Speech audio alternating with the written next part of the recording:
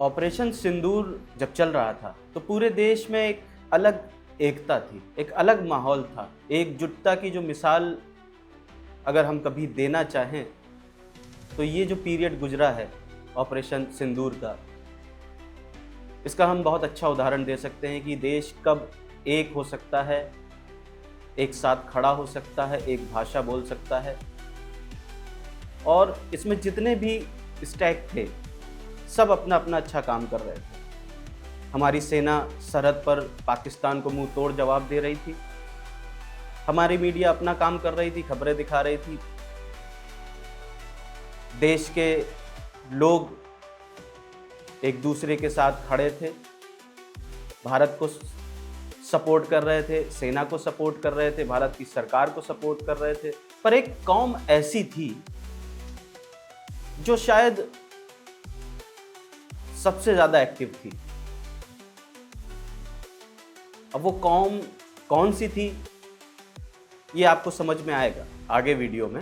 और इस चीज को समझाने के लिए मैं एक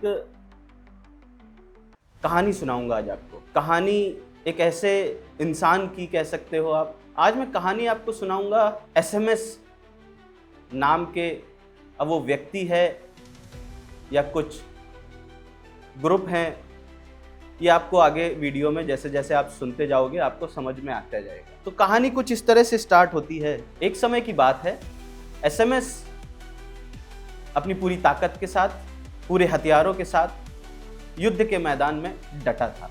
आज गर्मी थोड़ा ज़्यादा थी तो SMS ने अपने रूम के टेम्परेचर को यानी AC को 18 पे कर रखा था और वो एक हाथ में अपना मोबाइल लिए था जो कि ब्रह्मास्त्र की तरह उसको यूज़ कर रहा था।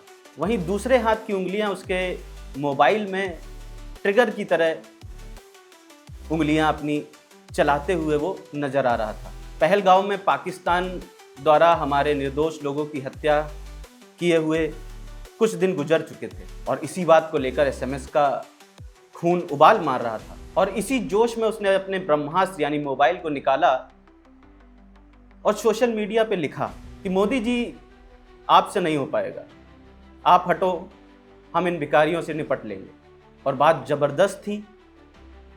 देखते ही देखते उसके इस पोस्ट पर कमेंट आने लगे कि क्या बात है भाई, वाह, बिल्कुल सही है। और ऐसे ही कुछ कमेंट के शोर में उसका पूरा कमेंट बॉक्स भर गया। SMS को अपनी वीरता का एहसास हुआ। वहीं देश के प्रधानमंत्री, रक्षा मंत्री कह रहे थे कि पाकिस्तान द्वारा किया हुआ ये घृणित काम, इसका बदला लेके रहेंगे। पाकिस्तान ने जो किया है उसको कीमत चुकानी होगी। लेकिन SMS को सरकार के मंत्रियों के इन बयानों पर भरोसा नहीं था क्योंकि उसका खून गर्म था। फिर उसका खून खौला, फिर उसने अपना ब्रह्मास्त्र निकाला और फिर लिखा कि हमें वादे नहीं चाहिए, हमें काम चाहिए, हमें दुश्मन का कटा सिर चाहिए। वीर रस की इस आवाज़ ने फिर कमेंट बॉक्स में एक गर्जना गूंजी। फिर कमेंट आए, जोश दहक उठा, बाजुएं फड़कने लगी। फिर एक सुबह अचानक से एक खबर आई कि भारत ने पाकिस्तान के ऊपर हमला कर दिया, उसके 9 ठिकाने बर्बाद कर दिए, कई आतंकवादी मारे गए और भारत ने मुंह तोड़ जवाब दिया। ये सुनकर SMS मानो उसको जन्नत मिल गई। वो खुश हो गया, वो चिल्लाने लगा और इसी जोश में फिर से उसने अपना ब्रह्मास्त्र निकाला और लिखा, वाह मोदी जी वाह, हमसे जो टकराएगा चूर चूर हो जाएगा, भारत माता की जय। फिर कमेंट के संसार में खुशी की लहर दौड़ी और उसके इस जोश को लोगों ने सराहा, कमेंट करे, वाहवाही करी। और यही सब देख के वो गर्व की अनुभूति से पूरी तरह लबरेज हो गया। जश्न का माहौल था, SMS खुश था, उसके सोशल मीडिया के जो मित्र थे वो खुश थे और सब यही कह रहे थे कि अच्छा हुआ, आतंकवादियों को सबक सिखाया गया, पाकिस्तान को सबक सिखाया गया। तभी टीवी स्क्रीन पर एक खबर आ धमकी कि पुंछ, अखनूर, राजौरी सेक्टर में LOC के पास भारी गोलाबारी हुई। उसमें बताया गया अंतर्राष्ट्रीय सीमा पर भयानक गोलाबारी पाकिस्तान द्वारा की गई। और ये लो भाई, अभी एसएमएस ने जश्न मनाया ही था कि फिर से रण क्षेत्र में जाने का बुलावा आ गया। तभी एक और खबर ने दरवाज़ा खटखटाया कि जम्मू के आसमान में पाकिस्तान द्वारा भेजे गए ड्रोन देखे गए और भारत की रक्षा प्रणाली ने उन ड्रोन को निस्तो नाबूद कर दिया, विफल कर दिया।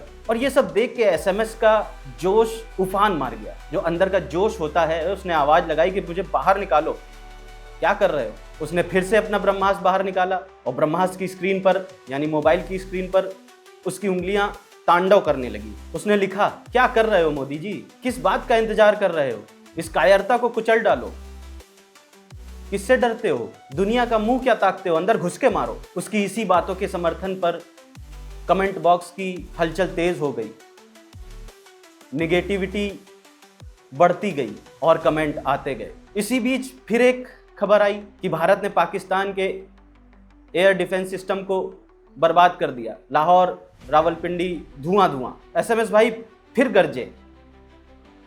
फिर उन्होंने लिखा, वाह मोदी जी वाह, तबाह कर देंगे, बर्बाद कर देंगे, भारत माता की जय।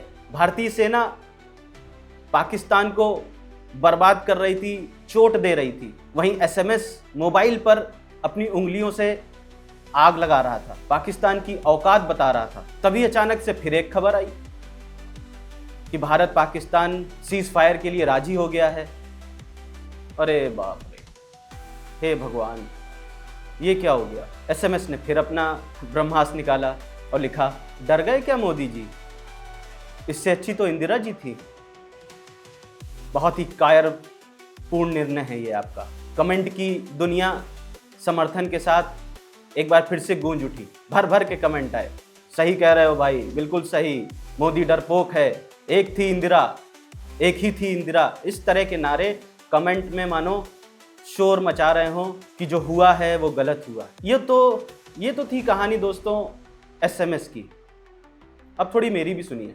मैं सोच रहा था कि ये कैसा भरोसा है हमारा जो पल पल करवटें बदलता है। ये कैसा विश्वास है जो बिल्कुल भी टिकाऊ नहीं है। ये कैसा धैर्य है जो जर्रे की तरह पल पल बिखर जा रहा है। युद्ध कोई दोस्तों बच्चों का खेल नहीं है, और ना किसी एक देश का जब युद्ध होता है तो वो किसी दो देशों के बीच में नहीं होता है, उसमें पूरी दुनिया शामिल होती है।